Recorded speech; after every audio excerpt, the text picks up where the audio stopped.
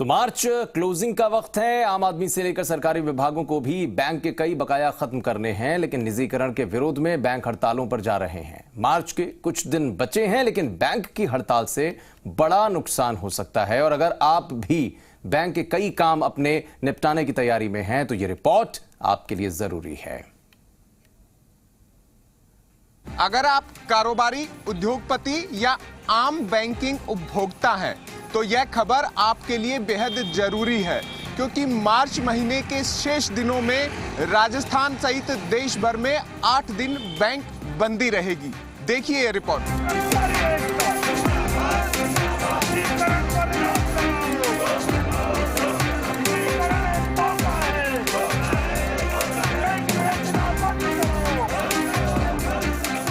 सरकारी बैंकों को प्राइवेट क्षेत्र को सौंपने के सरकार के कदम के खिलाफ बैंक हड़ताल पर जा रहे हैं।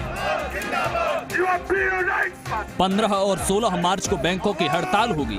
हालात ये होने वाले हैं कि आने वाले 6 दिनों में से 5 दिन बैंक बंद रहने वाले हैं। अगर आम जन को भी बैंक से जरूरी काम है तो अभी से निपटा लें, वरना परेशानी हो सकती है। जब बैंकों का राष्ट्रीयकरण हुआ था तो उसके पीछे बहुत सारे उद्देश्य थे कि किस तरह से हम समाज तक पहुंच सकें, किस तरह से गरीब तबके को एकजुट किया जा सके, कैसे छोटे छोटे लोग बैंकों तक जा सकें।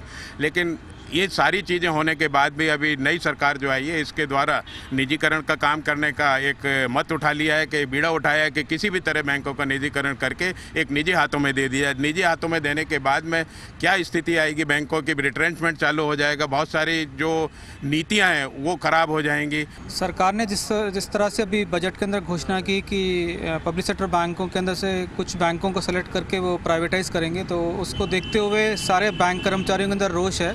और आज पब्लिक सेक्टर बैंक जिस तरीके से सरकार की सभी योजनाओं को कंधे से कंधा मिलाकर के पूरा कर रहे हैं, हमें नहीं लगता कि निजीकरण होने के पश्चात सरकार की कोई भी योजना जिस तरीके से सरकार चलाना चाहती है और देश के विकास में भागीदार बन रहे हैं सार्वजनिक सेक्टर के बैंक, निजी क्षेत्र का कोई बैंक ऐसा कार्य करेगा।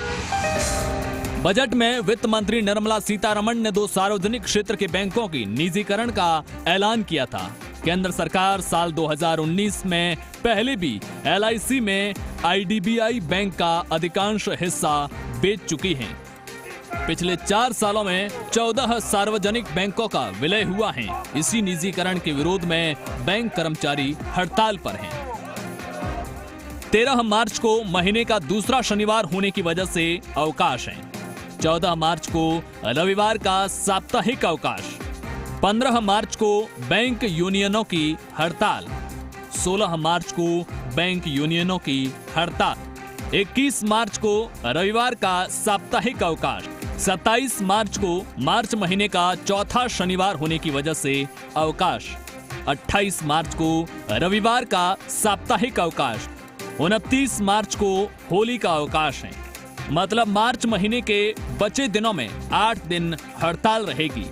बैंकिंग संगठनों की हड़ताल का सीधा असर राजस्व संग्रहण पर पड़ेगा। मार्च क्लोजिंग को देखते हुए कई विभागों का काम भी बढ़ा है, लेकिन बैंक हड़ताल मुसीबत पैदा कर सकती है। मर्जर, निजीकरण और नई भर्तियों से जुड़ी यह हड़ताल में एक नया मामला हाल ही में जुड़ा है।